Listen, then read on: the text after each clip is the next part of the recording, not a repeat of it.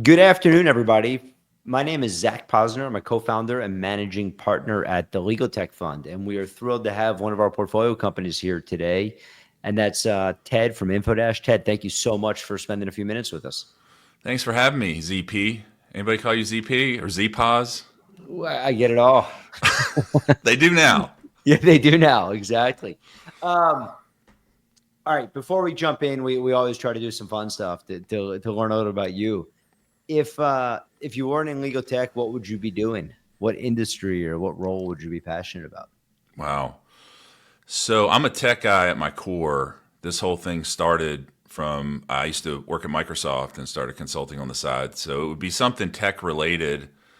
After Microsoft, I went to Bank of America for 10 years and I did anti money laundering work. So I was in what they call AML. And I would probably do something. There are some really interesting use cases with taking AI and detecting money laundering activity. All the stuff that we used to have to build models around could be automated. I would probably do something in fintech, man. There'd be some really interesting On, angles there. on the good guy side or on the bad guy side? On the good guy side, I'm kidding. on the good guy side, man. Um, give us a surprising fact about you. I've gotten to know you over the past couple of years, but what's something I don't even know is something that people listening wouldn't know? One thing that's interesting. I'm a high school dropout. I never graduated high school. I did not know that. Yeah, man. I got my GED and my mom owned a restaurant. And when I quit school, she put me to work in the restaurant and gave me the worst jobs humanly possible. And I like begged to find a way back to school. So I went to community college for a couple years, got straight A's, ended up getting into UNC Chapel Hill, got a degree in math, and then later an MBA. But yeah, man, high school dropout. I was saying now you even teach. Do you do some teaching? No, I don't do any Yeah. teaching. No. Okay, I thought for Yeah. some reason I thought we were talking about that in our last podcast. But and then final question for you: if you could be anywhere in the world right now, no restrictions, where would you be? That is a great question. So I really like the US. I've had lots of opportunities to travel abroad. I like traveling abroad for real short periods of time. Man, I'm a fan of Austin, Texas. If I had to live in another place, and yeah, that's right, the summit's going I there. thought you were setting that up for us. No, So we're giving you an excuse to go to your dream place in November for our summit. yeah, it's like the new Silicon Valley. There's a lot of tech activity there, and it's very artsy, but it's a bit of a microcosm in the state of Texas in a cool way. And I love barbecue. I live in St. Louis. They have the best barbecue in Austin in the world, in my opinion. Barbecue, music, all the fun stuff. But maybe into that jumping over to that last point on the tech community and the tech world. Maybe give us a little bit of the story of Infodash. How did you get? When did this get started? How did it get started? Why did it get started? A little bit of that shape. Yeah, so like I mentioned, I started moonlighting when I was at Microsoft, and even after I left, while I was at B of A, I had a massive client, just one. It was Maersk Sealand. They're like the 800-pound gorilla in the shipping world, and I built a system for them that managed all their stevedoring billing, which was about a $5 billion a year system. And I became real important to them real quick. And when I started making more on the side gig than I was at the day job. So I quit. And before I did, though, I asked them, I was like, hey, can you guys keep me busy for a little while I, get some additional clients? And they said, hell yeah, here we have a mobile project. And this is in 2010. This is when we were doing industrial handheld development on Windows CE. And then we just fell down the legal rabbit hole early. So this was like 08, 09 ish. And we started building intranets and extranets for law firms bespoke. And then we partnered with a company in the mid 2010s. I won't say their name, but they no longer really exist. And we got in and looked at what they had, and I wasn't impressed. So a big company bought them in legal tech, and they just kind of started to tank. And so Sure. we decided to build Infodash. And yeah, we quickly realized on the extranet front too, there had been no innovation in that space because again, another behemoth bought the dominant player and just took a knee. So we're doing great, man. We're kicking butt, and it's a lot of And fun. maybe what's the core product offerings now? A little bit of that. Yeah. So I hate the terms intranet and extranet. They sound so like portal, like it sounds so dated, and it is. The reason we still use them is because people know what they mean. But we're really a digital workplace solution, which sounds much better, and it's much more sophisticated. Like people used to go to an intranet to, look at the lunch menu or figure out how to submit a PTO request. I mean, we're doing all sorts of stuff with AI and Azure AI search and exposing capabilities externally to law firm clients. So, the term intranet and extranet really doesn't fit, but again, we use it because people know what it means. And maybe your relationship with Microsoft and working with them for a long time and thinking about like I know you guys seamlessly do some things with SharePoint and such. Is that just critical in this space? It is, law firms are Microsoft junkies. I mean, lawyers live in Outlook and Word, and I don't know of one AM law firm that isn't a Microsoft 365 customer. There may be one, but I know the space pretty well. And I haven't seen any. So they're all in on Microsoft, and they're laggards. Law firms are laggards. Historically, they've been. So they're just now moving to the cloud, let's say in the last 2 or 3 years, where other industries did this 7, 8, 10 years ago. So that has put a lot of wind at our back in terms of all these customers that are moving from on-prem to SharePoint Online and Teams. They now need a solution, and we were born in the cloud, and that's the only place where our solution runs. And just on a side note, do you think that Microsoft dominance stays for years to come? Like in every other vertical, you've seen Google and their suite really like make some headway, and like you really, I mean, especially with the big firms, you have not seen any of that in legal. Do you think that changes, or do you think? I don't. Yeah, I really don't because the Google model is web first. It's web only, right? And you're Yeah. never going to pry the desktop versions of Word, which is where legal work product happens, and Outlook, which that's how lawyers communicate with their clients. You're never going to pry that out of their hands. And in the legal tech ecosystem, there's so many add-ins and dependencies to those platforms that it's not going to happen anytime soon. Um, when I guess on that, historically, law firms have a reputation for being laggers when it comes to digital adoption. Um, what do you think? You guys thinking about the next generation of what these sets of tools look like? Are you seeing what's driving that? Are you seeing different characteristics? Are you seeing how you? What do you think's driving some of this stuff?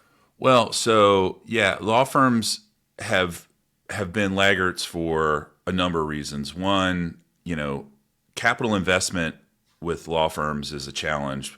It's a partnership model, so that it's consensus driven decision making.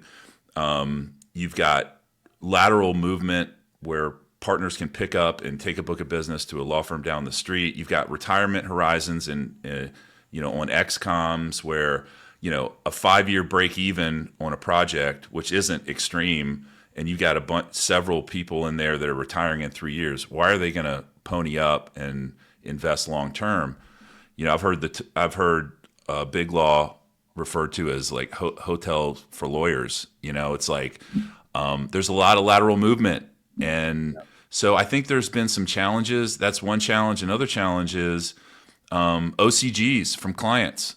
Clients have held firms back from being in the cloud, even though in most scenarios, I would rather have Microsoft securing my information than my law firm, Yeah. IT team. But logic didn't prevail in that, and OCGs held clients back.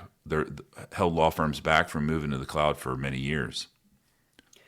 Yeah. When you When you think about things like analytics and how you guys are thinking about integrating in with lots of different products, like maybe help paint a picture of what you think the future looks like for you guys. Analytics. So I just got updated. We deploy our solution in the client's M365 and Azure tenant. Okay. So we have limited visibility, but we do have some numbers, and I just got some this morning from our CTO. So we've been in business a little over 3 years. We have, I think, around it's in the mid 40s now, AmLaw clients. So we have almost a Wow. quarter of the AmLaw in 3 years and 2 months.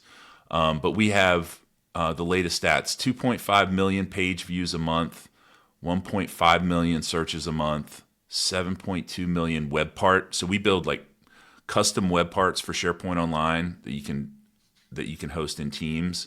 7.2 million web part renders a month, and then 5.5 million firm directory and profile interactions. So we build a very robust firm directory that enriches from a number of data systems like HRIS, practice management, it could be CRM, and build like attorney profiles. So if you're at Kirkland and you've got 6,000 lawyers and you need to find an attorney who's admitted to the California bar, who focuses on IP, speaks Spanish, and is a notary, you can go in and find that person instantly through our firm directory. So, yeah, we're seeing a lot of traction. Now, 3 years when you built V1 of the product, you were just ahead of all this AI stuff that came out, which I think really was core end of 22. Um, Curious if you think that Gen AI plays a impactful role into what you guys are doing in the next couple of years or not. Yeah, so it's a really interesting question because on the surface you would think not, but when you dig a little deeper, there's some interesting angles with it. So we deployed, and there's a case study on this, so I'm allowed to say the firm's name. Finnegan, they're an IP attorney, or I'm sorry, an IP law firm. They created bots like they started with policies. So all of their policies, like their remote work policy, pay time off policy, sexual harassment policy, some were in PDF, some were in wiki pages, some were in Word documents, and they had us crawl and index through Azure AI Search all those data stores, and then create a bot on their intranet where you can go in and say, "Hey, what's the laptop reimbursement policy? For the Boston office or whatever." So that's an interesting like internal facing use case, and then externally, we are now with our extranet that just launched a few weeks ago. We are having clients who are bringing to the table scenarios like we have a Canadian firm who they have all of this legal research that they've compiled internally about how the legal process works in all the provinces, and they expose this to their clients through this big custom developed solution. So they're going to use our tool and Azure AI Search to crawl and index that, and then expose a natural language interface for their clients to ask questions about the data. So interesting angles. Yeah, let's stick on that extranet because I know you guys just released something. We haven't seen much innovation in the last couple of years on that side. What I think you used the word unified collaboration on Yeah. your website. What does that mean? Like, what is the vision there? Yeah. So historically, intranets and extranets have been separate things because intranets were internal facing. That's where the intra comes from. They were behind a firewall, and extranets were external facing. So, like HiQ is the dominant player in that space, and they have a cloud hosted solution. And it made sense for those things to be separate. But at the end of the day, they're doing the same thing. Yeah. It's a comms mechanism. You're communicating information and exposing capabilities. So we are bringing intranet and extranet together. So you have just one management interface. You have one system to license, and you don't have to have separate skill sets managing these different tools. Awesome. Just as we kind of get close to our time here, curious, like just being an entrepreneur in this vertical for a little bit, if you have advice to other early stage entrepreneurs or big learnings that you've had, what would some of that stuff be? Wow. Yeah. So I see a lot of, especially with Gen AI, so many young founders coming into the space, and in the beginning, we really had to eat table scraps, to claw our way into the AmLaw ranks. It took time. And, if you go to New York and start soliciting AmLaw firms in New York, they don't want to know what AmLaw firms you do business with. They want to know what AmLaw firms you do business with in New York, right? So it's very much a long game that you have to play. And, it's a relationship driven business. So we're doing 13 conferences this year, and I speak at probably half of them. So getting a lot of FaceTime. I host a podcast, because you were on it. You have to build trust, and you need social proof. And law firms are very reluctant to let you write case studies with their names on it. So you have to get creative on how you build your brand. And I think the founder-led model is compelling. Get out there and speak, shake hands at conferences. Yeah. I used to do a ton of in-person roadshows, like pre-COVID. Those were very effective. People look you in the eye, shake your hand. You earn their trust over time, and then the business comes. Awesome. If we were in person, I'd look you in the eye and shake your hand and say thank you for coming on. For the people listening today, for the folks that'll be listening in the future, any ask you have, and then also how do people get in touch with you? Yeah. So anybody who's listening who wants to think about legal collaboration differently, I would encourage you to check us out. It's there's been very little innovation in the space, and people probably have a picture in their mind when they think what that even means. And we're bringing some really new dimensions to that conversation. So if you want to collaborate with clients differently, law firms, they've been laggards as well on how, like, the client engagement model. Like, law firms don't even typically share financial data with their customers other than a monthly invoice, right? So, we're exposing capabilities where, we integrate with BI systems like Big Hand, Big Square, and you can provide analytics to your customers and make the relationship more sticky. You can expose other internal data sources like that Canadian firm I mentioned, and create stronger relationships with your clients that's going to lead to better retention and less churn. And let's face it, man, the world is changing. I think there's going to be a reshuffling of the deck in the AmLaw as Gen AI. I see two types of firms. I see firms that are all in, and I see firms that are playing it safe. And the ones that are going all in are going to come out. And I think this revolution is going to happen slowly, then fast, right? Slowly, then suddenly. And when that tipping point hits, the firms that have doubled down on things like innovation and thinking about how they engage their clients differently, I think they're gonna come out ahead. So if people want to find out more, it's the URL is getinfodash.com. And then check out my podcast, Legal Innovation Spotlight. We're about 70 episodes in at this point. We've recorded, and we've had heavy hitters. We had you, right? So, but yes, that was other heavy hitters. That was a great episode, by the way. That one. We had a lot of fun. Yeah. We had a lot of fun. Yeah. All right. I thank you for spending some time with us, and would encourage everybody to check out the work you guys are doing because it's pretty awesome. We're thrilled to have you as part of the portfolio, and looking forward to many more of these podcasts together. Appreciate it, Zach. Thanks, Ted. All right.